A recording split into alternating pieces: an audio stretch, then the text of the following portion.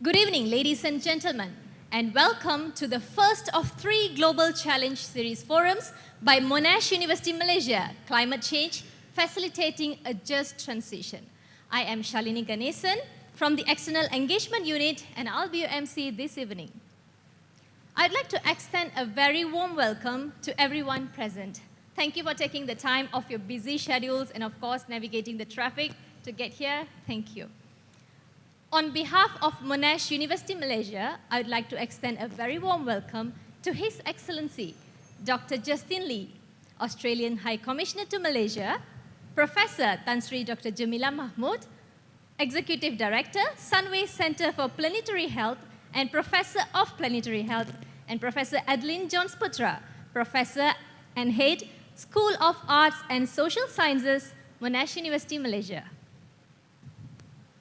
I'd like to take this opportunity to thank our local artists from Art Voice Gallery for exhibiting unique artworks themed Beyond the Surface, led by an established fine artist, Sharini Yogi, to spread awareness on climate change. I hope you had the time to enjoy the exhibition, otherwise there'll be more time to do so after the forum. Before we proceed further, I'd like to walk you through the agenda for the evening. We will be hearing from our new PVC, followed by an hour of forum with our panel discussion and all that. And then comes the Q&A session. And after the Q&A session, everyone is invited for a photography session, and we will continue with the networking session.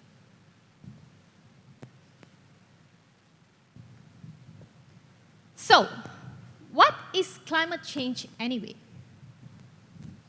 Since the Industrial Revolution, humans, us, have been burning fossil fuels like coal, oil, and natural gas, which release harmful greenhouse gases into the Earth's atmosphere and increase global temperatures significantly.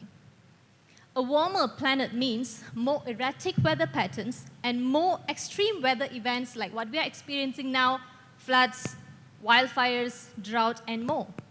These long-term changes in temperature and weather patterns are referred to as climate change. We need to limit the global temperature increase to 1.5 degrees Celsius. Will we succeed? So we are gathered here today to foster a deeper understanding of the concept of a just transition and its importance in the context of climate change. We are exploring the role of different stakeholders in financing and facilitating the transition, including the role of government institutions, private sectors, civic society organizations, and us, communities.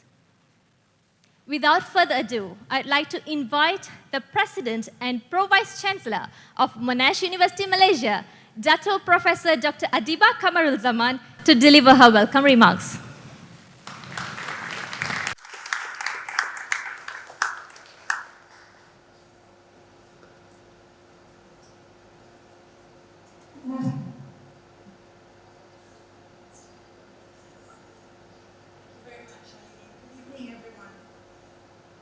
Greetings to His Excellency Dr. Justice Lee and our esteemed panelists, Dr. Jamila and Professor Adeline.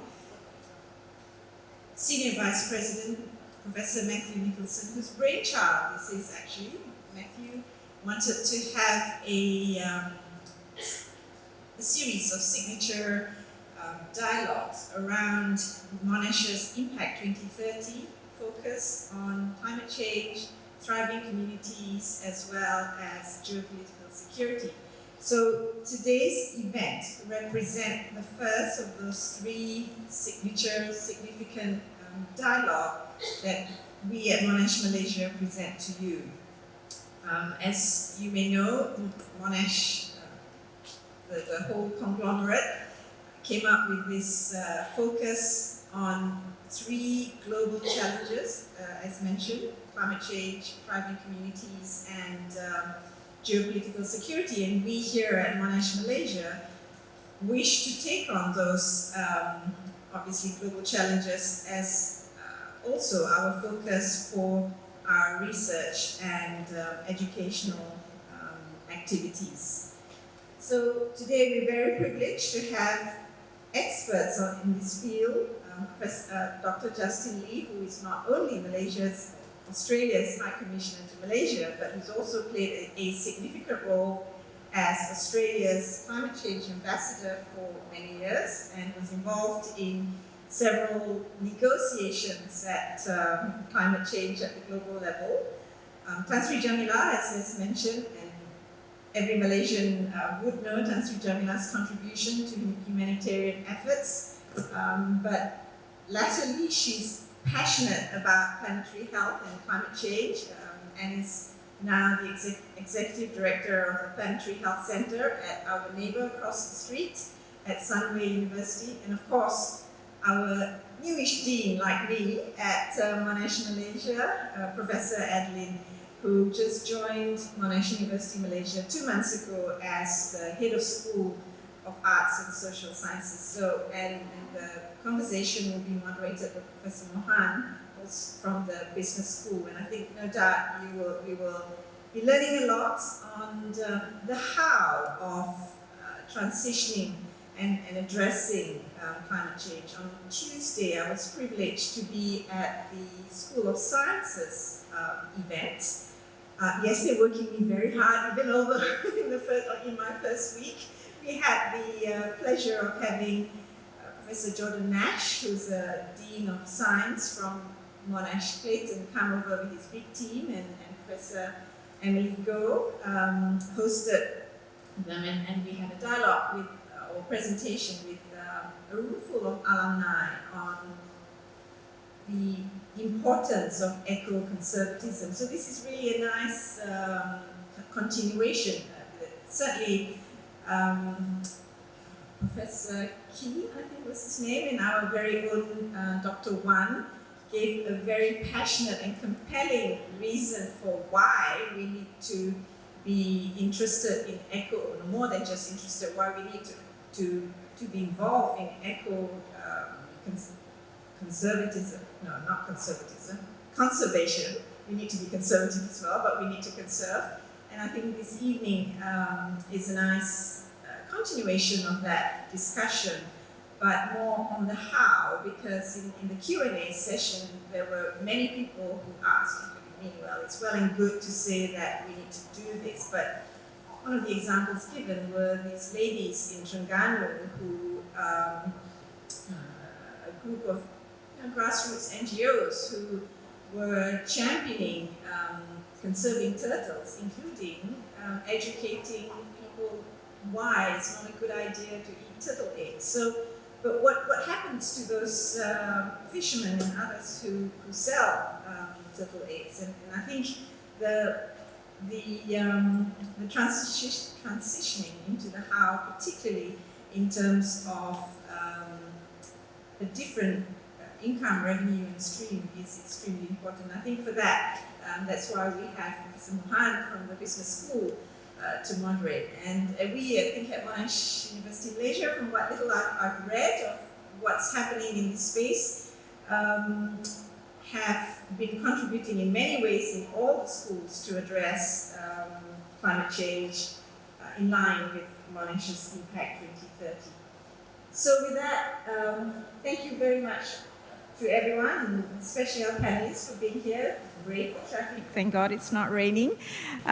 It has been, I think there's no, probably all of you here don't need any reason to be climate change advocates, but gosh, the last few weeks has been so hot, right? And if you've not been convinced, I think we should all be convinced that we, in our own ways, need to do that. And of course, the really terrible news of 2 children, if not 3 children, 2 children in my own state of Kelantan who died of heat stroke. It's just unbelievable, isn't it, in Malaysia in this day and age. So on that sad note, I will hand over back to our MC and welcome and enjoy the session as well as the networking that this provides. Thank you.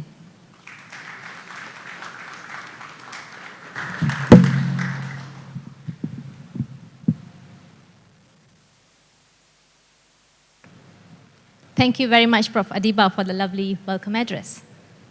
Definitely, we can't deny that it's a complex issue that affects us all, and we are glad to have experts in the field to help us better understand how best we can facilitate a just transition into a low-carbon economy.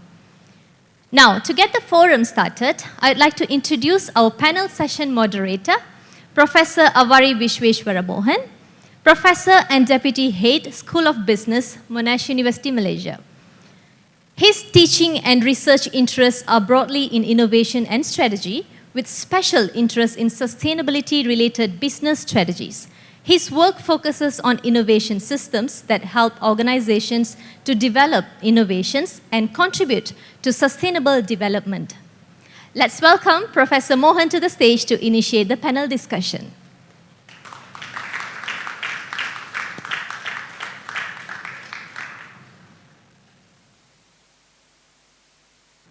Thank you, Prof. Please be seated.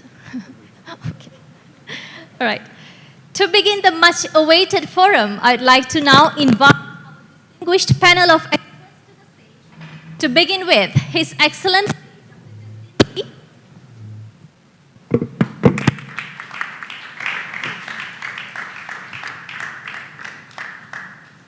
Professor Tan Sri Dr. Jamila Mahmood,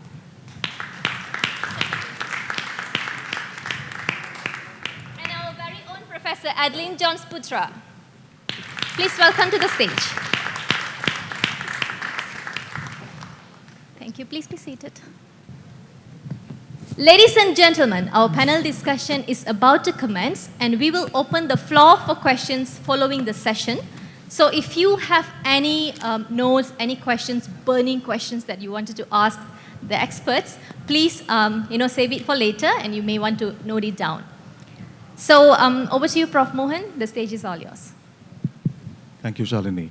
Good evening, everybody, and it's a privilege to be here. Business schools are seen as the bastards in the climate agenda for creating the problem, apparently. But it's a privilege to learn from medical experts, a geographer who's become a diplomat, and a literary genius of sorts in the climate space. I'm using that term simply because it's never been heard. We've heard about technology in literature, but never climate in literature. I'm going to say a few more words. I think Professor Tan Sri Dr. Jamila needs a few more words of introduction. Apart from being in our neighborhood in the Sunway University's Center for Planetary Health, she's also set up one of the most famous NGOs in Malaysia, Mercy Malaysia, which is right around the corner as you drive by. That's a lot of humanitarian effort that's done through the agency. And being on Prime Minister consultative panels, global consultative panels, and so on. Right? Dr. Justin Lee, privileged to meet you personally after seeing you online. Our fascination, as in when I say art, the qualitative researcher's fascination. Priya, getting ready for your PhD, right? His field work in Sumba Island, never knew it existed. And then now I came to learn that he's actually lived in the field, something which the business schools are beginning to do after data crunching for 20 years. We do have a data analytics group, but the importance of being in the field to understand the issues. Right? And then somebody who looks at data in a different way, textual data, written by people around the world. And she's also the author for the Cambridge books on literature and climate. We've always heard about literature, at least in India, on the importance of understanding novels for patient care and how it can add value in terms of treating patients more humanly and so on. So with these three experts, or people with experiences, I'm looking forward to this session and how the business school could also learn from three various views of climate. So I'm going to start off with Tan Sri Jamila. Planetary health, but she uses the word planetary health in combination with human health and also the environmental issues. And I've read the narrative about planetary health being caused by humans, political factors, economic factors, and social factors.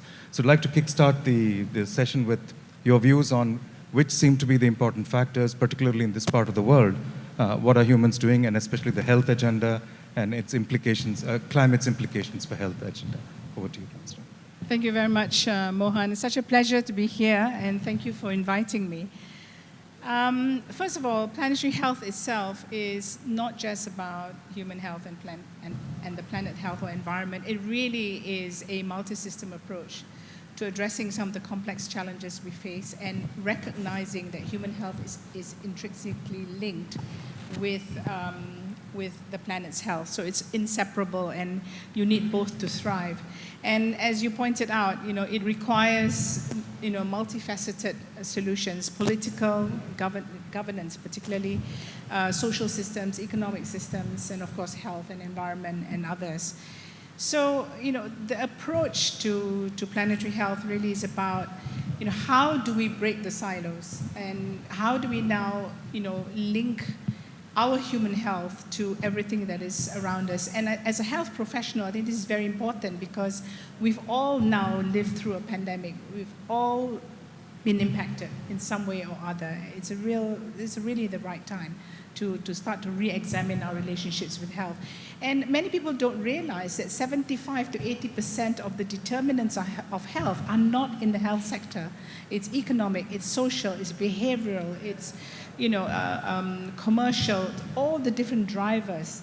And therefore, we have also experienced that with the pandemic, without health, your economic impact is so great, and we're still struggling from that, right? So climate change obviously is one of the biggest factors that has impacted the environment and also directly and indirectly impacted health.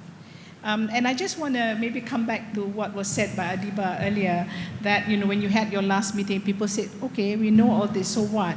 And I think that's a really, really important point, because we mustn't fall into the trap of nice buzzwords, right? We have sustainability, we have just transition, and then you go to COP27, where it's supposed to be a war, net zero, all sorts of stuff, and what you see is the biggest sponsor is the largest plastic polluter, which is Coca-Cola, and you see the fossil fuel lobby was the largest lobby at COP27. So let's recognize that we are dealing with complex issues, poor governance, and basically, I would never use the word bastards on the business sector, but, we need to have those conversations and acknowledge it's going to be difficult, but things have to change.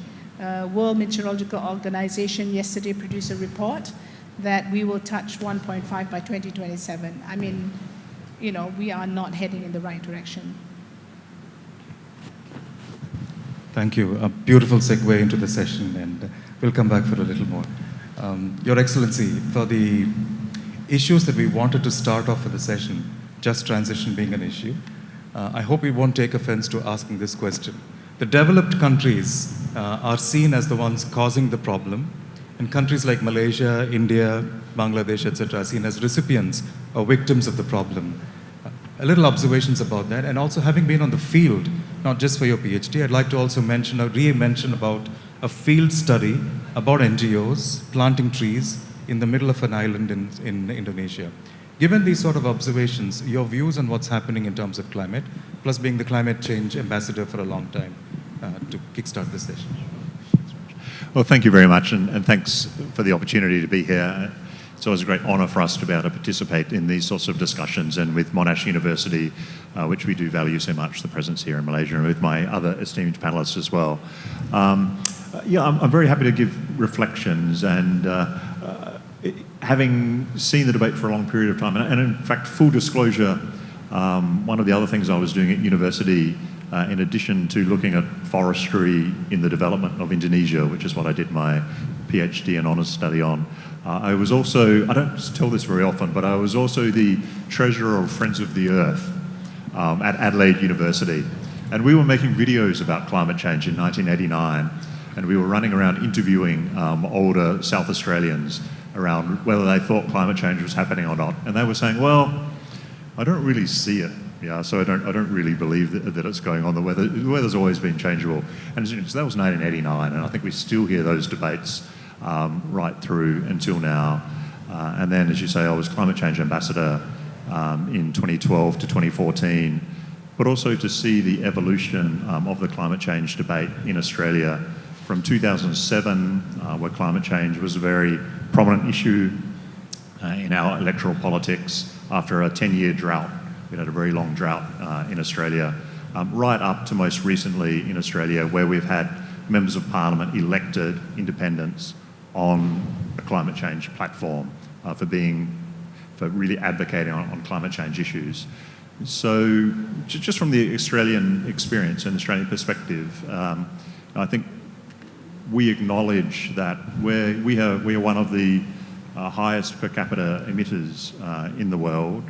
We're a fossil fuel intense economy. There's a number of reasons for that. We're a mining economy. We depend on minerals. We've got large distances. Transportation's a big challenge for us. So it has been, on the one hand, we've been very much impacted by climate change ourselves. We're a very agricultural dependent economy. We're very prone to drought and flood. But at the same token, we do have a number of very vested interests in the fossil fuel economy as well. I think where that's relevant for Malaysia is that we share some of the very similar challenges to Malaysia in that Malaysia is also a fossil fuel dependent economy, very similar oil and gas based economy. So I think a lot of the experiences that we've had are very relevant to be sharing with Malaysia as well. Our European colleagues, and I don't want to cast aspersions, but have offshored many of their emissions and becoming a finance centre rather than a manufacturing centre or a mining sector. But I think what that reflects is we need to be cognizant and realistic around what our role is, what our challenges are, and we are within Australia. We acknowledge those. We acknowledge those issues. On the just transition, and on that, absolutely, we accept that the developed countries have benefited, and obviously that's a key part of the multilateral negotiations. Of course, making sure that climate finance is provided for developing countries for both mitigation and adaptation is a key part of the climate negotiations, and Australia has committed to that climate finance, particularly focused on the Pacific Islands and the region, acknowledging that. And also beyond the adaptation, now having the conversation around loss and damage, and that conversation has been going on, so effectively compensation for impacts. But more than that, and if we look at what's occurring within our jurisdictions at the moment, I think the good news story in Australia is that we are moving from talking about whether climate change is happening or not, as it has been occurring for a long time, to what do we need to do about it. And there's a lot of action now, particularly around renewable energy and energy transition, and I might come back to this later, which is really delivering on changing the nature of our economy. We've moved from 80% coal-fired power production for our electricity down to 50%. We now have 30% of our electricity supply from renewables. We have 20 gigawatts of rooftop solar. 1 in 3 Australian households has solar panels on their roofs. We have another 10 gigawatt of solar farms. And so that change now is really accelerating and it's happening, and there's a whole range of reasons which I can talk further about later.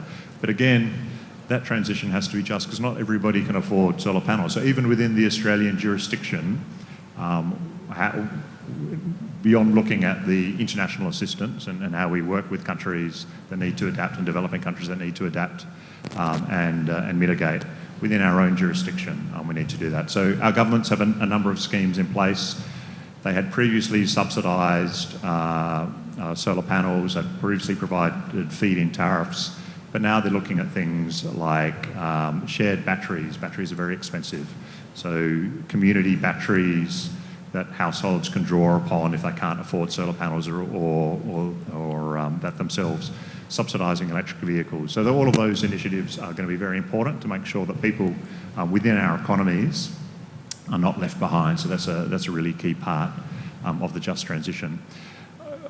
I'll talk further, and I'm happy to come back to this. I don't want to talk too much at the outset, but with countries like Malaysia as well, as I say, I think we've got a lot in common. We've been having conversations recently with some jurisdictions, such as in Sabah, which really have an electricity crisis, and looking at how they can develop their renewable energy. But I think one of the things that we can most do with an upper middle income country like Malaysia is share our policy experiences and our policy frameworks, because there is a lot of activity out there. There's a lot of international finance, there's climate finance, Green Climate Fund, there's private sector finance, but you need to have the policy frameworks that will attract that. And I think, as Tan Sri Jamila was already saying, with an interplanetary approach or a very broad approach, climate change is on all elements of your economy. There's the policies that we have in place in Australia now are impacting all sectors, from transport to industrial sectors to waste management. It really is very comprehensive. We're still working out how they interact with one another. They're by no means perfect. There's still lots of challenges. But I think sharing those policy framework experiences between our countries is something that we can certainly do together to help that just transition. Thank you, Your Excellency. Shifting gear a bit and coming from the land of Bollywood, Tollywood, Collywood, and so on, we always try to see whether real life and real life are correlated. But the narrative around Adeline is that literature and films could be reflective of societies. And I came to know of it also in an economic sphere. We had a presentation done by a colleague in the previous university. They had asked her to see how is the UK economy and how did it develop. And she just gave a presentation through Shakespeare plays and how the economy evolved.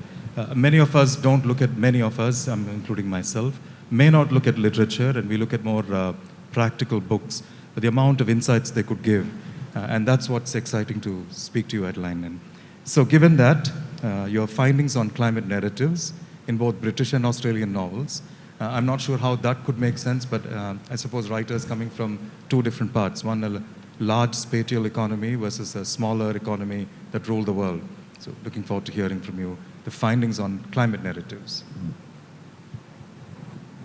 Okay, well, I think first of all, if I start talking about climate narrative, I'm going to have to explain what it is that's so interesting about climate narratives, right? Novels, stories about climate change. And I'm not just going to talk about novels, actually, because I'm not sure how many of us actually sit down and read novels nowadays, right? I do, but not very many people do. So I'm not just going to talk about novels of the kind I read. I'm going to talk about films, TV series, and most recently, the form of storytelling that I've got interested in, which is computer games. Okay? I don't play computer games myself, but gosh, I know loads of people do. Okay? I can't tell you the number of hours that my stepson has spent playing computer games, and then the equal number of hours that his father has spent nagging him to get him to stop. Okay? So I'm going to talk about stories. Now, when I first started researching climate and stories, I was simply interested in how people narrate climate change. Because as His Excellency said, early on in our awareness that climate change is happening, is it really happening? Is it something I should be bothered with? Can you tell a story about it? It's out there. Scientists know about it. How do we translate it into something that we do something about, right? So my findings on climate narrative have been that what you need to do with climate change to humanize it, to bring it down to our experience, is move from something out there, right, to something that's affecting us, yes. But don't just talk about the weather, because we don't know that weather is, bad, severe weather events are caused by climate change. A good climate story finds a way to translate the science, make you understand through sympathetic scientist figures, through not info dumping the science in the story, but getting sympathetic figures to explain it to you, and showing how wild weather events are actually a result of climate change. Okay, so that's the first thing I found. The second thing I found is that all climate stories do what all good stories do. If you think about what has drawn you into a good film or a good TV series or a good book, it's because you cared about the people in the stories, right? And that's crucial. Empathy in a story is crucial. And that's what all good climate stories do. You care about people. They could be from anywhere in the world. They could look like us, have lives like us, or they could be people who are relatively powerless. But if they're going through climate disaster and having to cope with it, then you care about that too. And it's most powerful, empathy and identification and caring about characters, when you read climate stories that are set in the future. And you actually have to care about people in the future. So we're not just talking science fiction, oh, it's all technological and interesting and, you know, it's just a bit of escapism. If you start caring about people who are living in a climate-ravaged world, then you're starting to care about, you're starting to put faces to the unborn future generations. The final thing that a really good story does, and a good climate story does, is not just make you feel in the moment, oh, I really care about this. And if you think about any good story you've read, okay, you might have been drawn in and, you know, I hope I'm not the only one who, you know, cries in a good film and, you know, I need a box of tissues if I'm going to watch a film. I love films that make me cry, okay? But you don't just care. When you close the book, turn the TV off, walk out of the cinema, you need to have thought about it, right? So a good story doesn't just make you care in the moment. It is memorable. It's been thought-provoking. Okay? It's made you reflect. So a good story has to be simple enough to remember, stay with you, but complex enough to have got you intellectually engaged. And good climate stories do that. They make you think, could this happen to me? Okay, I've been caring about those characters. Could this happen to me? How could it happen to me? So that's what's come out of my research. And the other thing that I will say, well, okay, in addition, you know, as I talk about findings and what I've seen in good climate stories, I will say that these are tactics and techniques that don't just belong to the realm of literature, right? They belong to the realm of computer games. I've just mentioned that already.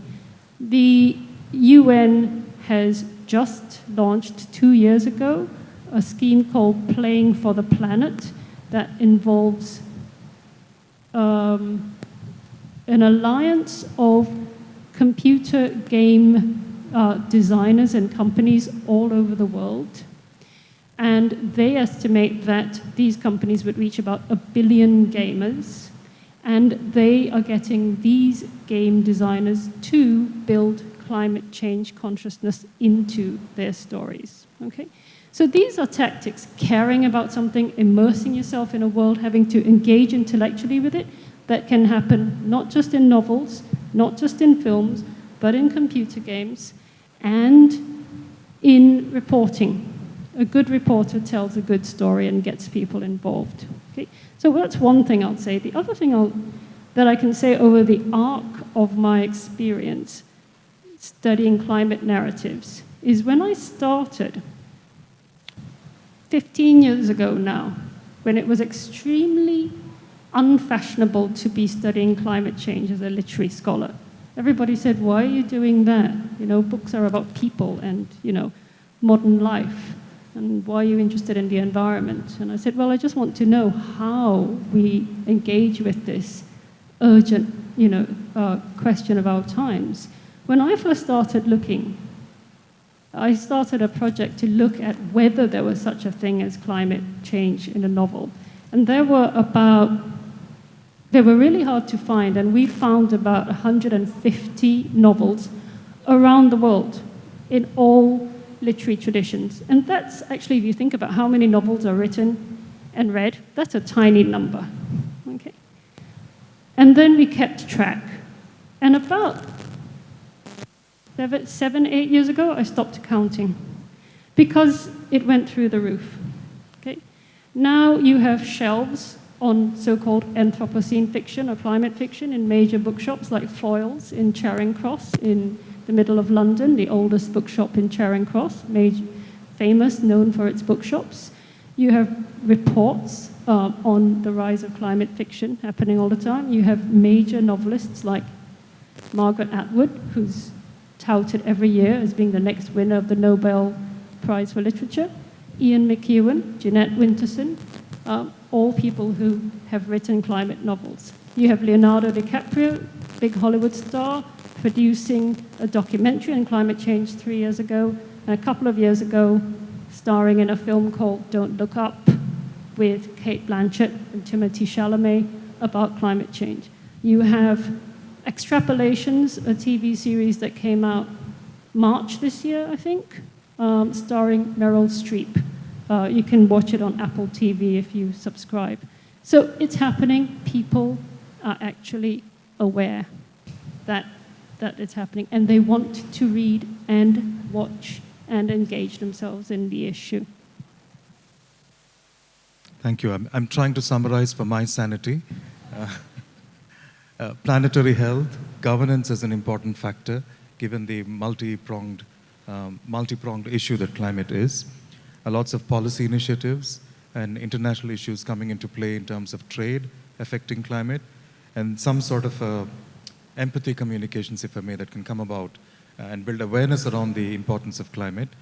Despite the heat, people still don't believe, sitting in air conditioning, I'm sure. And so the importance of literature, film, etc., and building the awareness.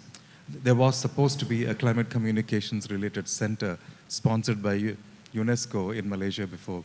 Somehow it didn't quite go through. I was also happy to hear about the word of storytelling, because that's coming into even sustainability reports, that it need not be only about numbers to connect with the audiences. Just to get into round two, Tan Sri, you are the professor and the head of a center called Center for Planetary Health. We hear about climate action, climate change, etc. The health aspects are discussed these days, with the dying of people particularly. I'd like to know a little more about the Center for Planetary Health, both from a governance perspective and also from the activities and initiative perspectives in terms of climate action. Thank you. Before I do that, allow me to just touch on the just transition that was mentioned. I think we have to be, we have to acknowledge, and this is the whole science of planetary health, which stemmed from a Lancet Commission report on health in the age of the Anthropocene. So we are in the Anthropocene, where human beings are actually shaping, the destruction on the planet. And so the whole question of a just transition from a planetary health perspective is really re-examining, how we consume, how we use energy, our relationship with nature, our relationship with social, artificial technology, everything, and the narratives that we tell about our place on Earth, right? So it's really very much individual as well. We human beings have always a tendency to blame someone else for the problems that we have and not examine why we are in the state that we are today.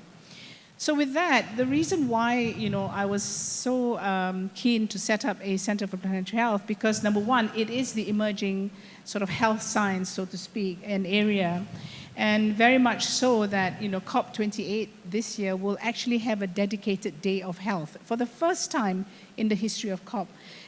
Because we know the implications on health are severe, not just in terms of infectious diseases. Climate change alters the nutrition in our food. So we will have food systems issues. Climate change will have, you've seen the heat waves that are causing deaths and morbidity.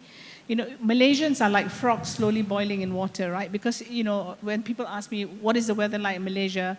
My simplest answer is, hot and wet, very, very hot and wet sometimes, right? So, but, so you take it for granted that, it's just a little bit hotter.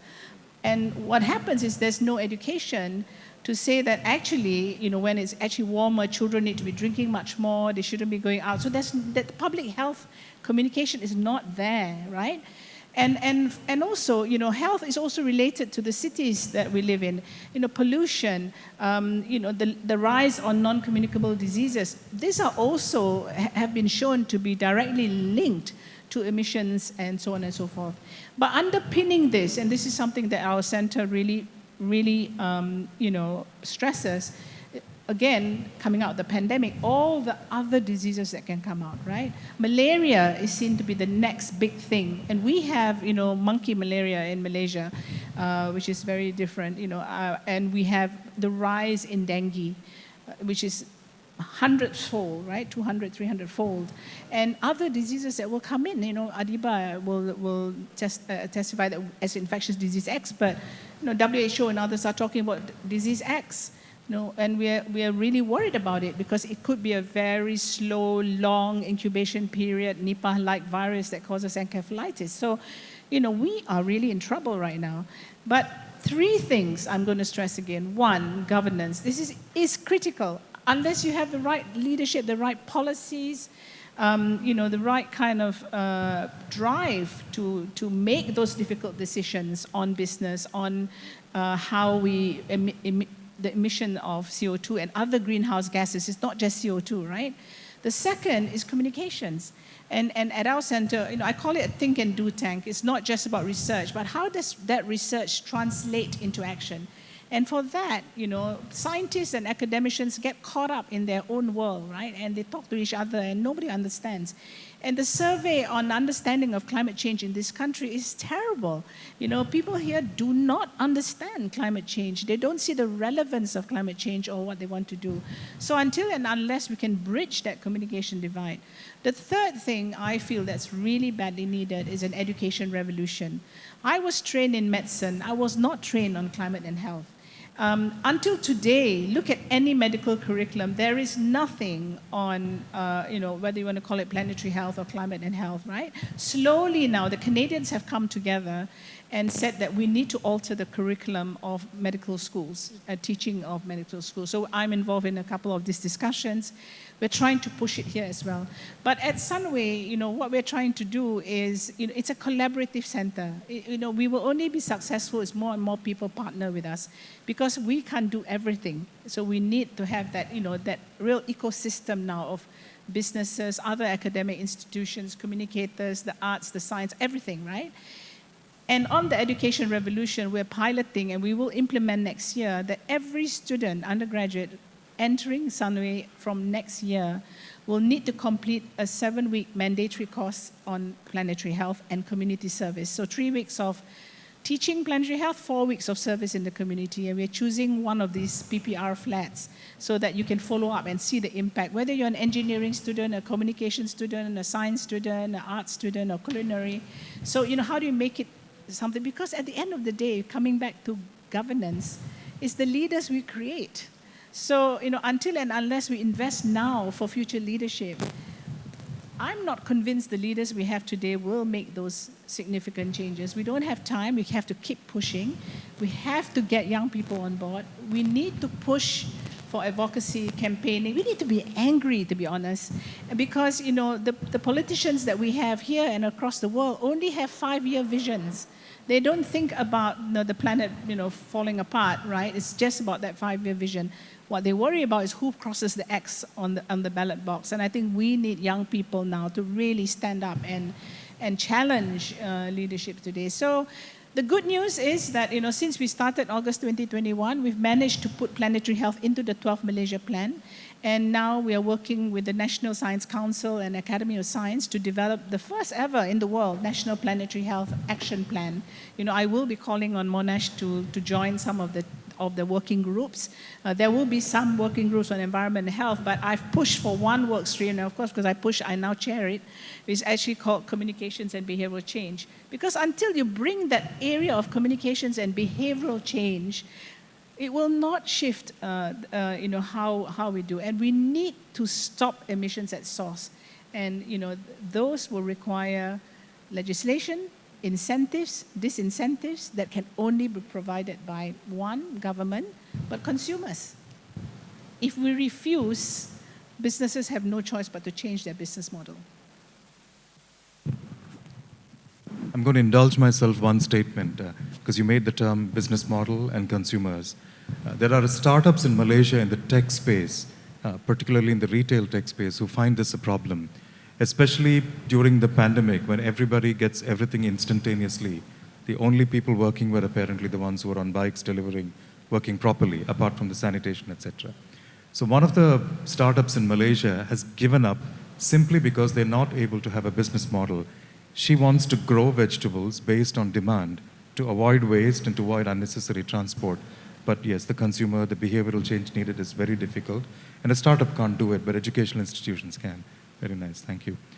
Your Excellency, now to dig deeper into many things that you have said, of interest particularly are, of course, Australia's experiences. It's not easy when you are a minerals-based or natural resources-based economy to transition into, let's say, solar, etc., and also to create some sort of policies and incentives for companies to get into that space. So would love to hear that, and also the international dimension.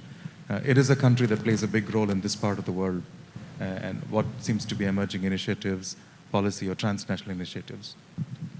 Thank you very much. And yeah, just quite keen on talking, I guess, a little bit about some of the, I think, the good news that's happening around energy transition happening globally and what the drivers for that are. And I think it has been very important at the international level that we've got countries committing to net zero by 2050. Australia's committed to that. The majority of developed countries have committed to that, and other countries have committed to getting to net zero soon, as well as the Paris targets, the nationally determined contributions. Because that has sent a signal which, albeit governments may be slow to adapt to, including my own at various times, but business has really seen the writing on the wall around that. And there's other drivers that business has been seeing.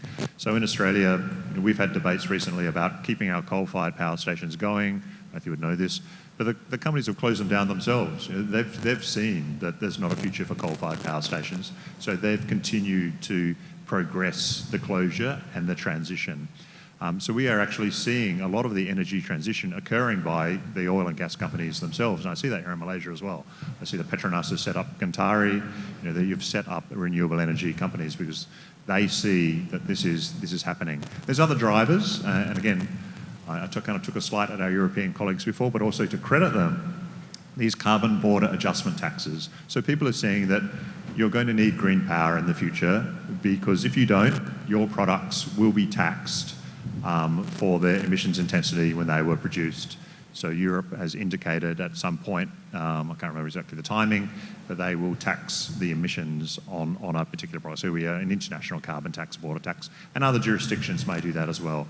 So companies appreciate this, that there is a premium on green power because it will make your products more saleable, more suitable for export in the future. And I think all of our jurisdictions and all of our business are increasingly conscious of that.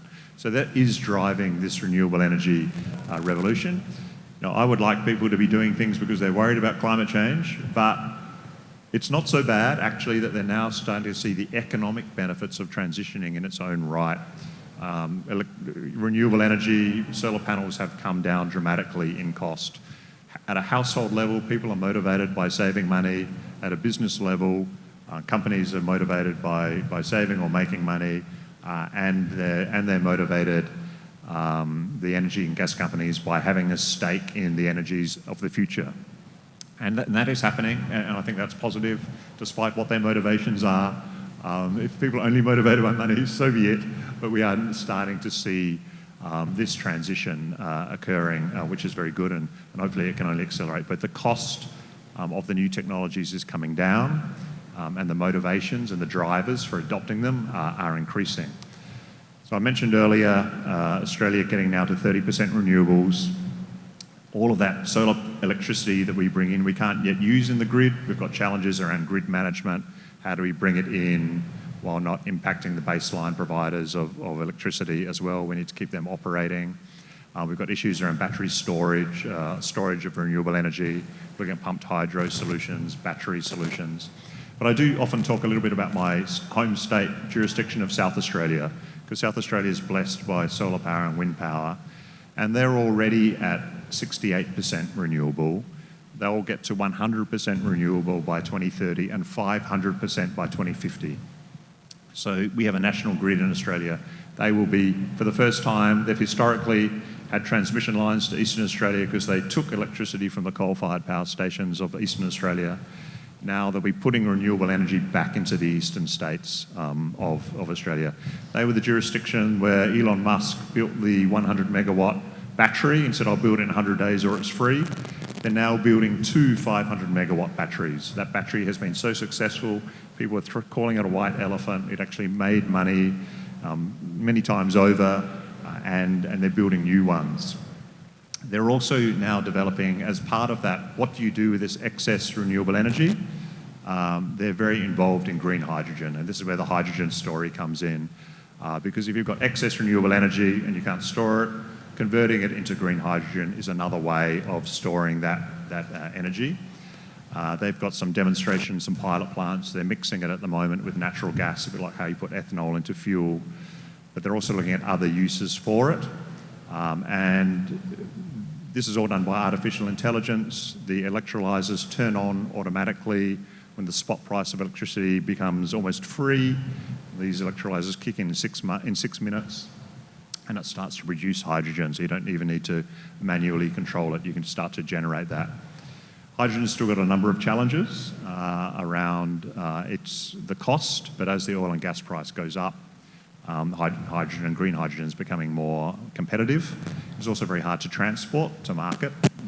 It has to be kept at a very low temperature or converted to other items, ammonia and others.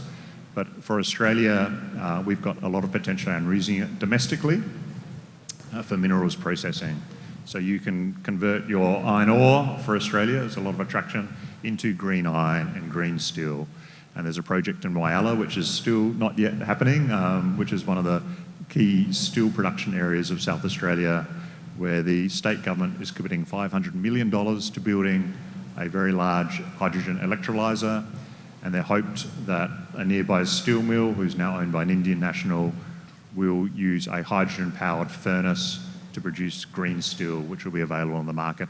And Australia can increase its iron ore exports sixfold, the value of them sixfold, if it exports them as green iron and green steel rather than as iron ore.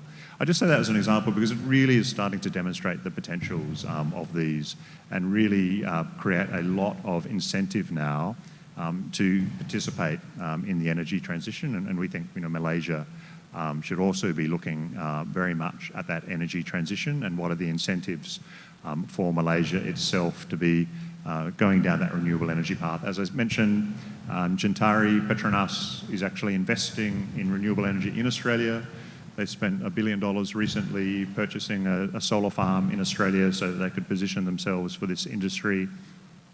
I think if the policy environment is here, I think they're interested in Sarawak, they're interested in other places as well. If the policy environment is here in Malaysia, you'll get this investment, which will help that development also. I think it's very good that the Malaysian government, I think we're starting to see the change. I think the current government has announced renewable energy exports, which is very important because you need to generate the offtake for the renewable energy to encourage investors to invest in the sector. So if you can sell to Singapore to start with, while you develop the industry and make it economic, you can turn it off to Singapore later if you want. I know that's often talked about, and you can keep it all for yourself. But you need a buyer, and if you haven't got local buyers, then having those buyers is very important.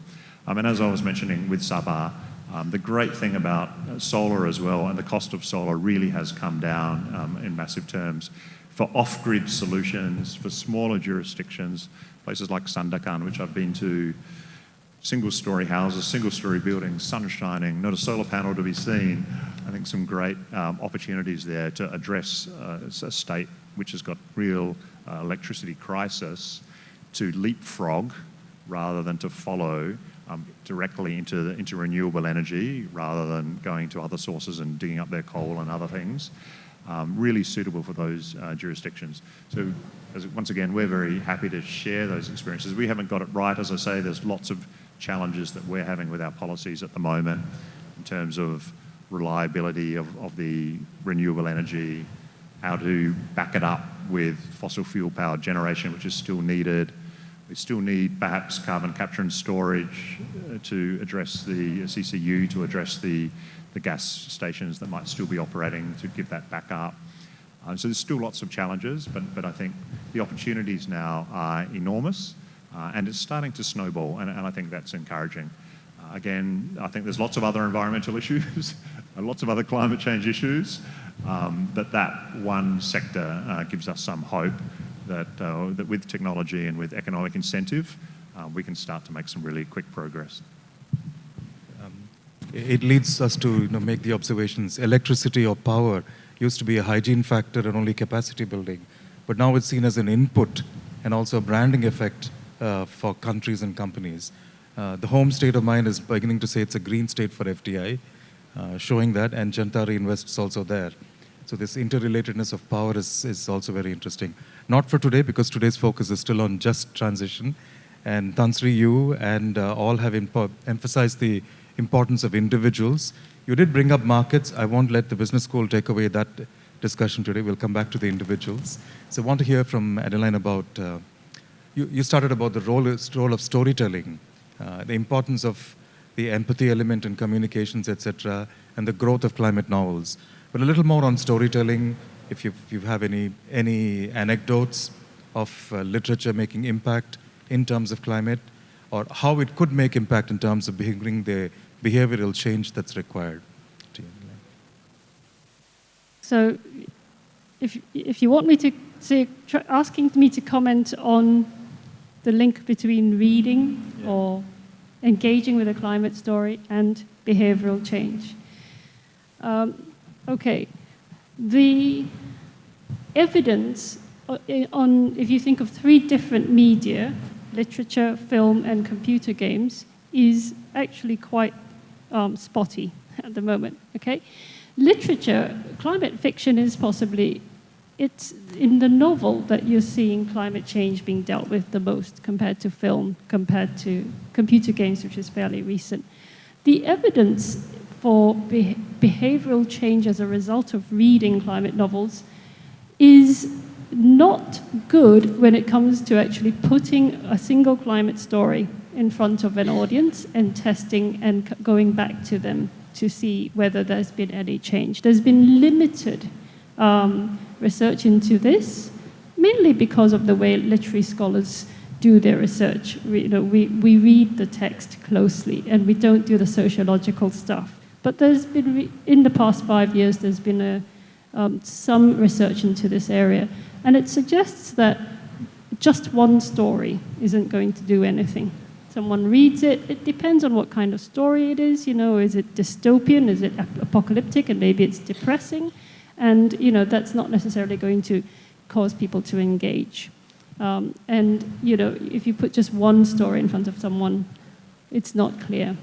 So the evidence suggests that it's really the space in which climate storytelling occurs, the fact that there is a genre or literary form called climate fiction, and that people are responding to different depictions and different ways of telling these stories. Some are full of hope, some are not. Some, are worst-case scenarios. Some are hopeful scenarios about what you can do to make a difference.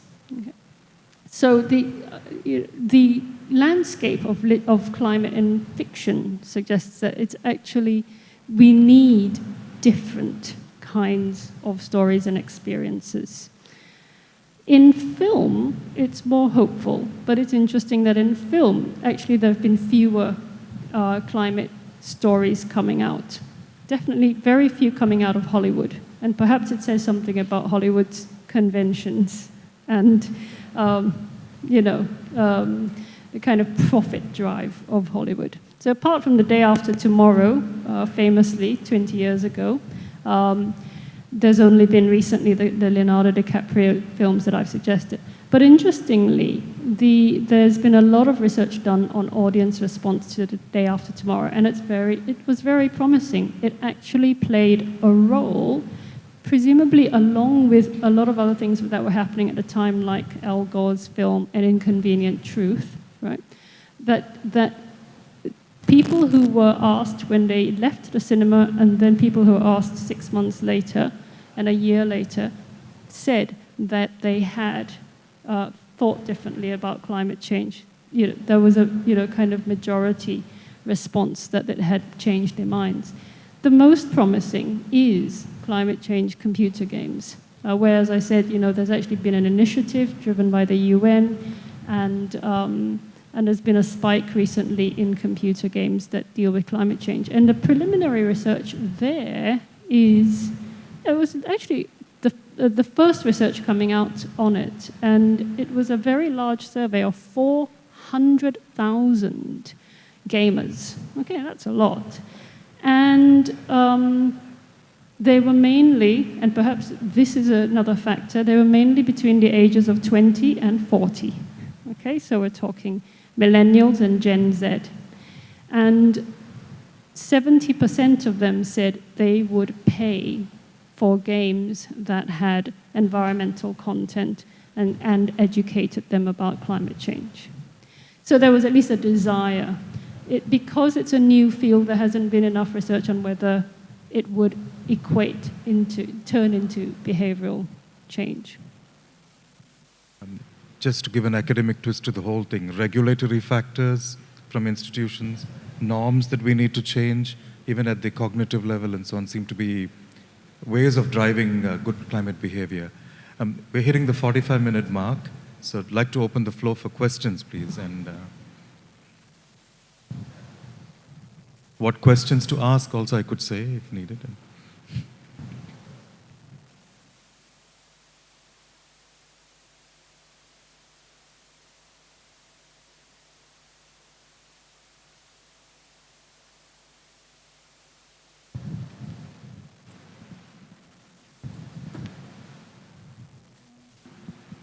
Thank you to the panel. My question is about a somewhat controversial narrative. I wonder whether the European Union's ban on palm oil is a cynical virtue signalling or a useful catalyst for change. Happy to hear your thoughts.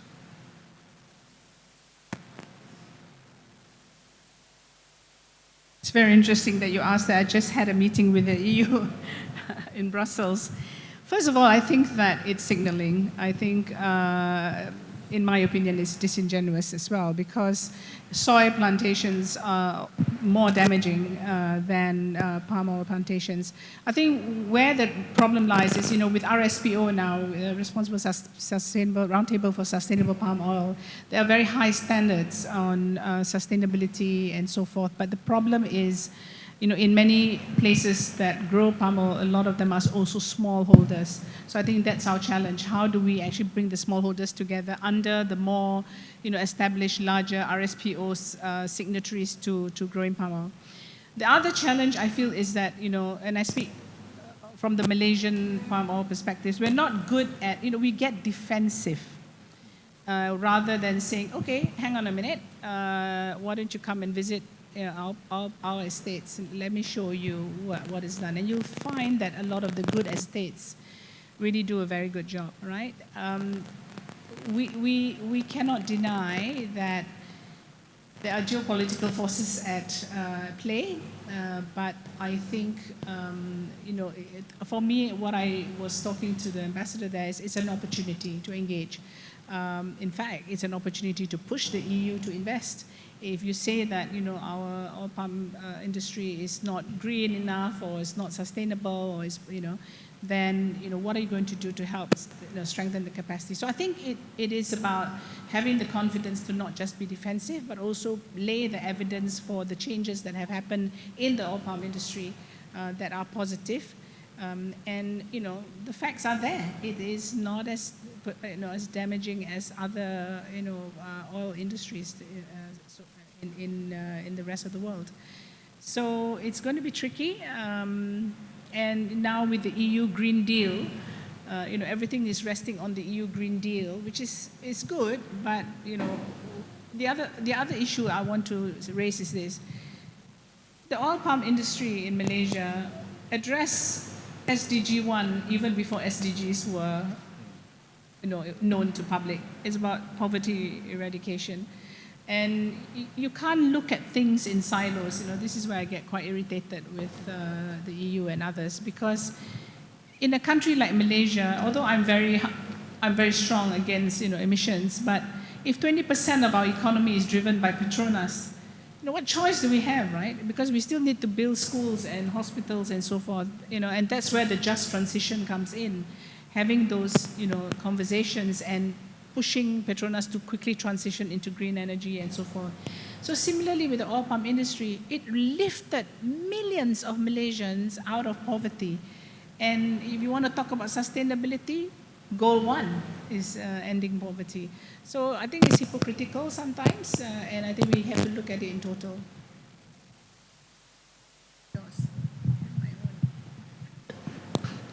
By the way, that was the reason I came to Malaysia, Tan Sri. It was your Prime Minister who made the statement in Toronto meeting about we need to first get the poverty done and then move on to other issues. Your Excellency, any responses to the... No, I won't comment on the palm oil industry, but I think it's a relevant example to a whole range of sectors because of course there's environmental standards around a whole range of sectors, and as I said, it may be that every product in the future has an environmental standard around it, and I think we just need to be aware of that it is a driver for that. I think just one thing that's occurred to us recently, and to add what we spoke to earlier, is at a business level with some of the challenge for SMEs, and I guess it's related to what you're saying, Tan Sri, around smallholders in the plantation sector. What we might see around some of the challenges, and I think this is another area for international cooperation, is how do we, certainly the big companies will be able to meet these future carbon border adjustment taxes as well. They might be able to source green power, but how does the SME sector deal with that? How do they meet the compliance if the SME sector is engaged in manufacturing? How do they... so I think part of the just transition in Malaysia, again, hopefully as Malaysia has more options of green power availability in the future, that it also looks at the SME equation, which I know is very important to the current government. How do they meet their ESG requirements? How do they access green power, that they be considered? Because I think as part of your just transition, it's not just the Petronases and others who are thinking about it, but the smaller companies. Yeah. Just to share, in case you may not be aware, the Securities Commission is already now working on how to strengthen small medium enterprise, working with the SSM to ensure that small medium enterprise also understand. Because at the end of the day, even for large companies, the supply chain is still the small medium enterprise. So it's not something you can't separate SMEs with large corporations because of the supply chain. So I think it's a very positive move. Bursa is doing really important things, putting in regulations, putting and Securities Commission now also, as regulators also putting in some of this investment in small medium enterprise. I think this is a positive step forward. I think we have a lot to do, but it's encouraging to see that it's already started. A nice, positive way of looking at things, and moving SMEs also from a compliance perspective to more a developmental perspective is some of the discussions we're taking. Any other questions, please? Hi. Just a question on policies, right? So just for the panel, what are your thoughts on making it mandatory for companies to disclose their carbon emission, particularly their Scope 1, Scope 2, and Scope 3 emissions? Yeah, that's my question.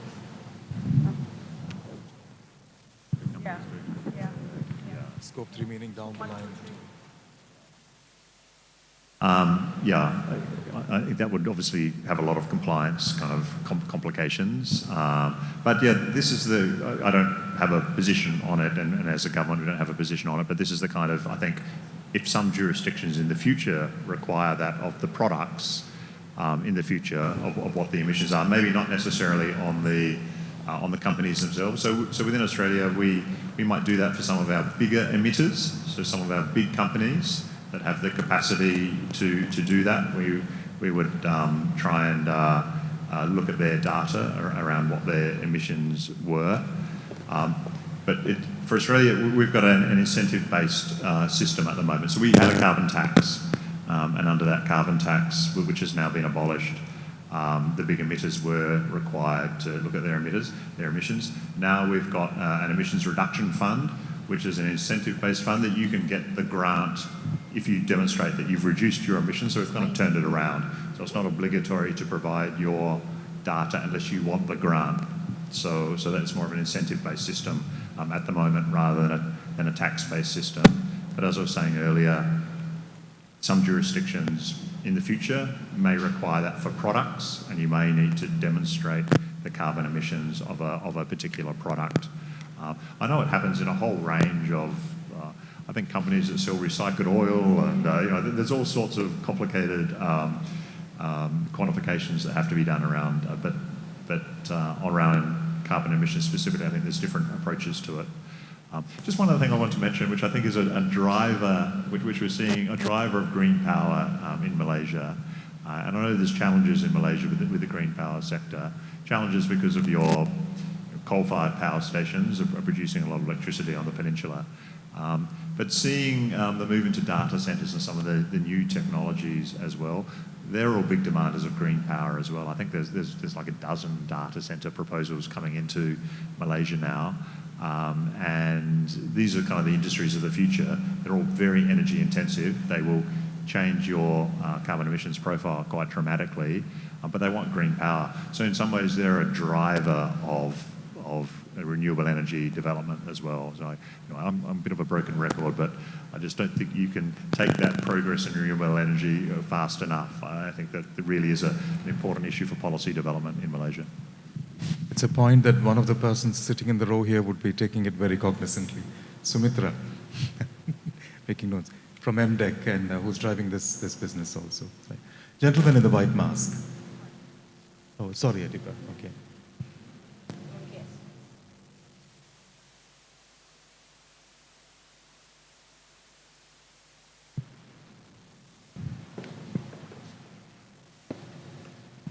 Hi, just a question. In terms of governance and policy making, in light of how dire the issue is, do you believe in incremental changes to fix the issue, or do you believe in big revolutionary solutions to fix the issue? Thanks. A comment from each, just so we can...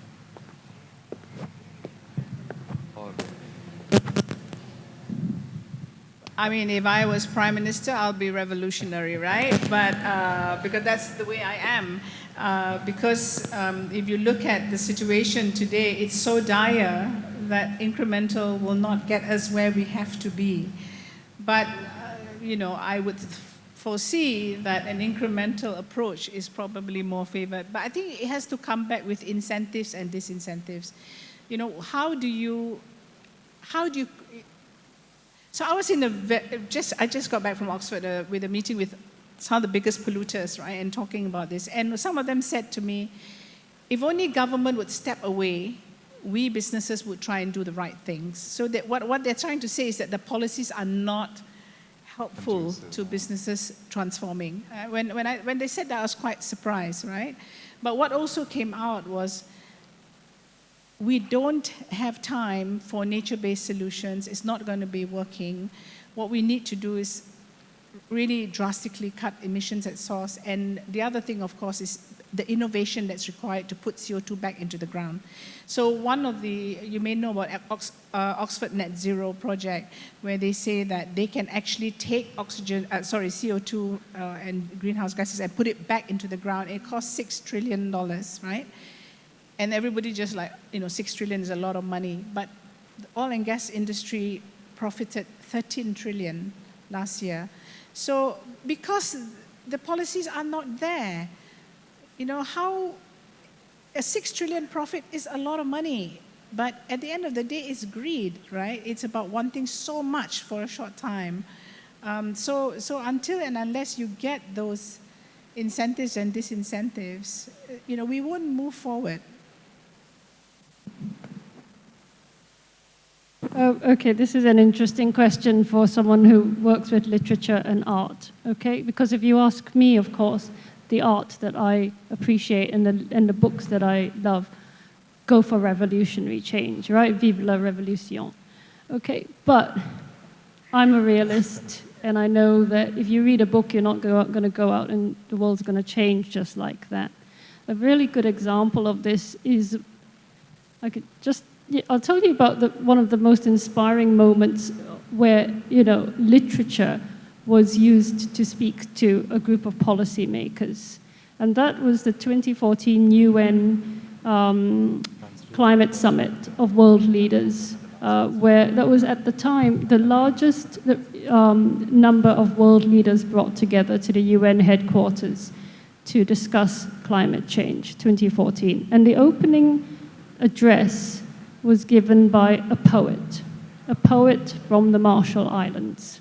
Okay, now, by most calculations, the Marshall Islands will be uninhabitable, the whole country, by the middle of this century, less than 30 years from now. And what did this poet do? She read a poem addressed to her daughter. Okay, so that every world leader in that room had to listen to and put themselves in the shoes of a mother telling her one-year-old that the world that she knew would disappear in her lifetime, right? And they also had to put themselves in the shoes of that child. Now, that to me is revolutionary, and that's the kind of impact that I love, okay? But I'm a realist, and what happens at the UN? All those world leaders went off and were involved in policy conversations, and did they change the world? Well, that was 7 years ago. No. Yeah, that was 2014, right? 9 years ago. Perhaps it moved the dial. Perhaps. Can you be in that room, listen to that, look in the eyes of that person reading that poem, and then she brought her baby on stage? Okay? Can you look at that and not do something? Maybe it pushed them that little bit closer. So I'm a realist when it comes to the incremental effect of the stories that we tell. I think that you have to keep pushing incrementally, but then change can happen revolutionary very quickly. And it's when you least expect it that the change happens, and we just have to hope that it does happen. Of course, it's needed at a revolutionary rate. And it looks like you make no progress, but then all of a sudden a lot of progress is made very suddenly. I think it was one of our UN negotiators previously, one of our UN leaders, who said everything looks impossible until it's not. Yeah. So it looks insurmountable, but then all of a sudden things snowball and things happen quickly, but you only get that through that constant incremental change. On the downside, I think you can go back to year zero at any time as well. I think you can go backwards very quickly also. So you've got to keep protecting the gains you've made, because the forces that want to take you back the other way are always there also. So just to disprove that I'm not a pessimist, I'm an incurable optimist, look at ozone, right? Oh, yeah. All of us went to school and learned about the greenhouse effect and ozone, and what happened at COP15 last year. People came together. The ozone layer is actually repairing itself. So that it is possible, right? When you think about the impossible, it is possible. And countries came together, the 30 by 30 initiative. So a lot of good things happened, which means that it's not impossible. It's a matter of will from people. And how did that happen? It's because young people, activists, civil society organizations, the private sector really drove a lot of things, and then the governments followed.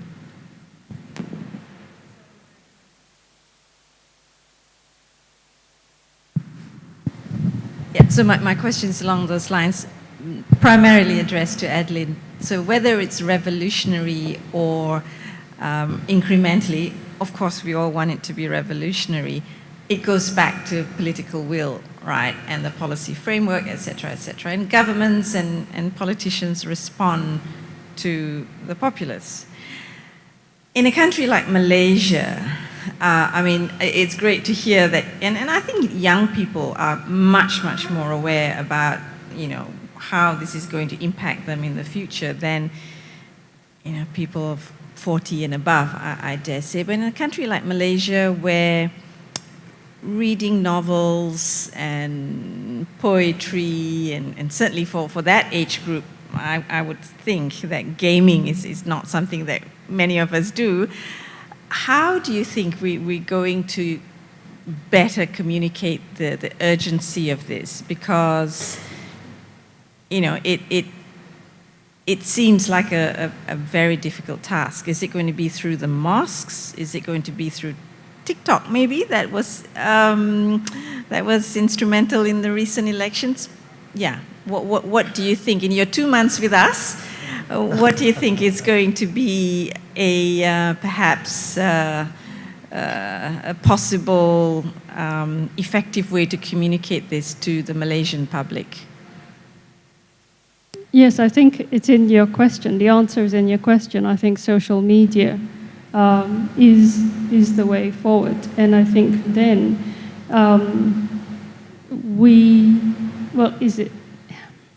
the thing about social media is it's not necessarily just us producing the content, right? It's produced by the generation you're talking about. So I think what is required of NGOs, perhaps artists, authors, reporters, and any kind of organization that's interested in getting young people interested, engaged with climate change, is to find a way to produce short, attention-grabbing content that is shareable on social media. I think that is one way forward. I'm less worried, having taught climate change narratives in the UK and in China. I'm less worried about, and I haven't in Malaysia, and I'd actually would like to. I'm less worried about whether the younger generation is actually engaged with it. I'm more worried about them feeling really hopeless, and that it's just not worth doing anything. And I get to the end of every class with students when I teach a semester on climate change fiction, and they're just exhausted. And I have to use that final week to firstly apologize on behalf of my generation, actually, and secondly find a way to inspire them and say, despite the fact that we've given you such a mess, use these skills that you have to communicate and take it forward and do something incrementally at least. Do something. It's better than nothing. So I think, get them to, sharing and social media, really important. I get so much information on climate change from social media. And so people of the younger generations are doing that too. But we do need to find ways to give them hope. Oh, how about the older generation?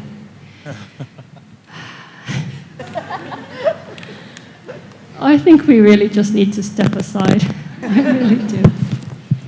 So I'm going to differ, because I think it's really unfair to put it all on the younger generation. They are already, suffering from eco-anxiety, climate anxiety, a lot of mental health issues. I mean, we run climate courage workshops for young people. I think it's our generation. I think it's people who are trusted, and I think the health professionals have a very important role. We are not speaking up enough, and this is why I'm passionate about planetary health, because the health personnel, whether it's especially nurses, they are so trusted. And I think who has the greatest influence on society needs to now speak up and not just hide behind the fact that young people will be the activists and so forth. And I think we have nothing to lose.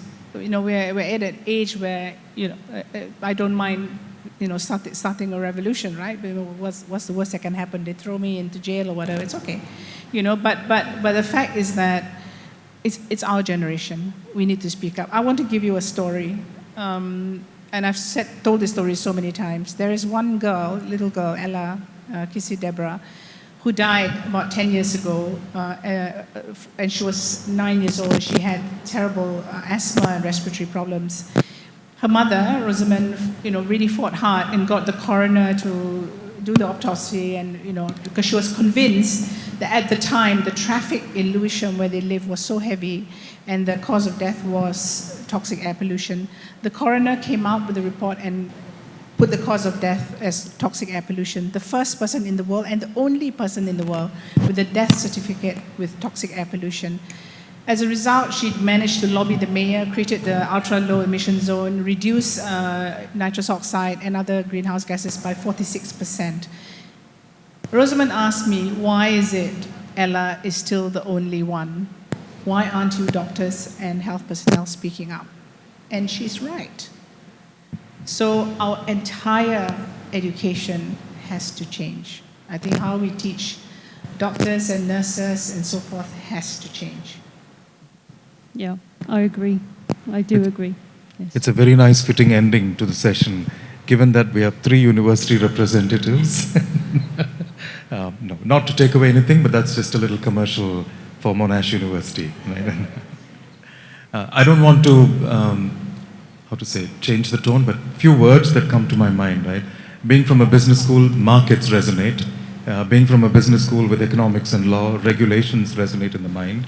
But the individual action, citizen action, role of NGOs that you touched upon, and I was very glad to hear private sector is making a decent play in the game also.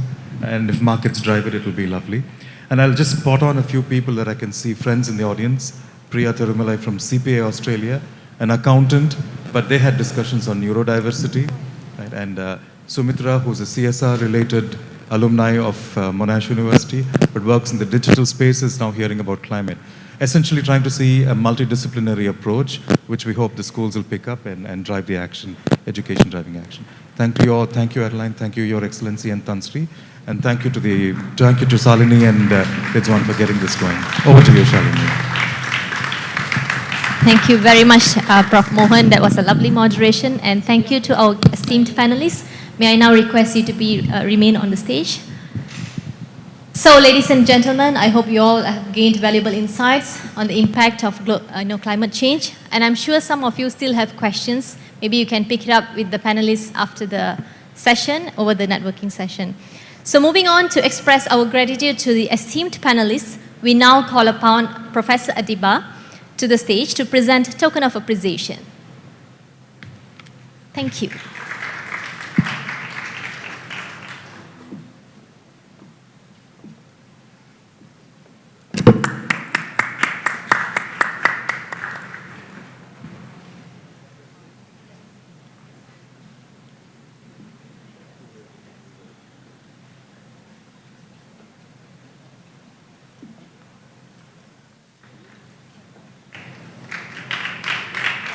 Thank you very much.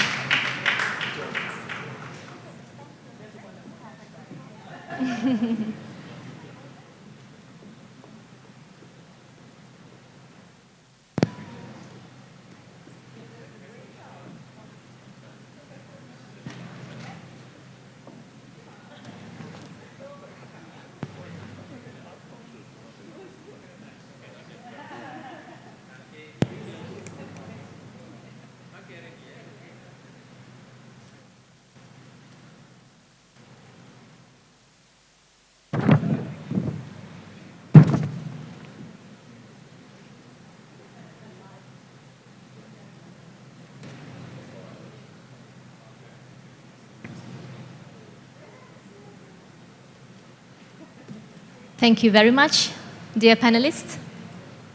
Thank you.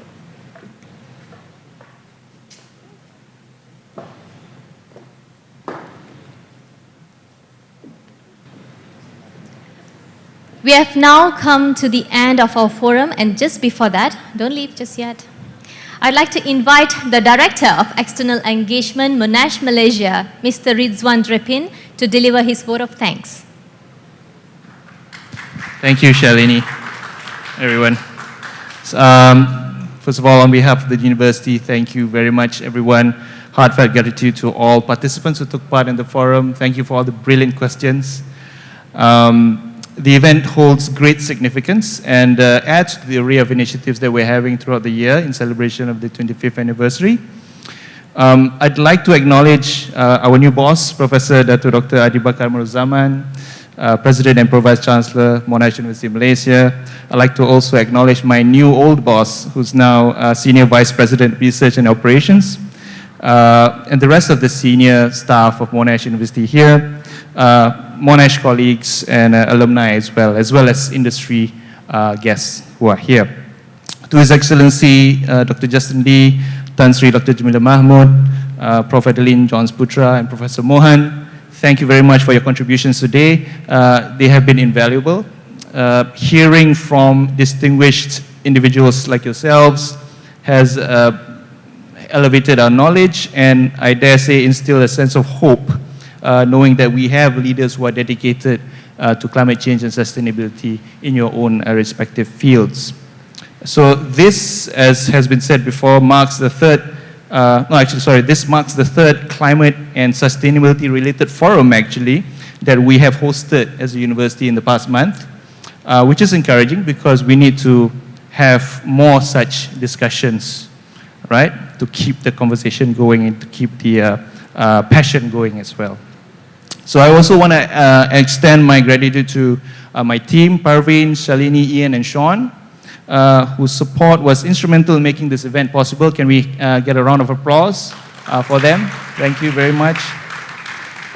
There are more exciting activities planned for the rest of the year, and if today's event was any indication, I think we'll execute the rest with much aplomb. All right? I also want to thank all the attendees for taking the time to join us today. Your active participation and engagement has enriched the forum greatly. My hope is that the knowledge and insights gained from today will inspire you to take action towards a more sustainable future as well. So, so this is a bit cliche, but I'll end with a quote. Progress is impossible without change, and those who cannot change their minds cannot change anything. So that was apparently George Bernard Shaw. To effect real change, we must be receptive to new ideas and ready to unlearn and relearn.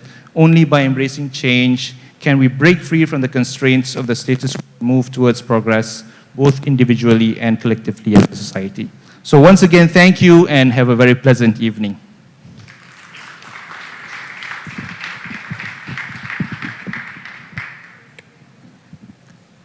All right, now it's time for some work. Okay. Now it's pledge time. Okay, we have heard a lot of things. So I think it's best that now we all pledged to save the only planet we have. So kindly scan the QR code and you can pledge in any way you can to reduce your carbon footprint. Like I work from home. I don't drive, so whenever I can. So, yeah, so you can just pledge, take a minute or two. So we have two QR codes here. One will be the general WWF page, where you can choose your activities. And here you have the Conscious Planet movement, where you could become like Earth Buddy. You know, you can plant more trees, but that's not the only solution. You can take action at every stage. Like our great Greta Thunberg said, no one is too small to take action. So collectively, we have to do this.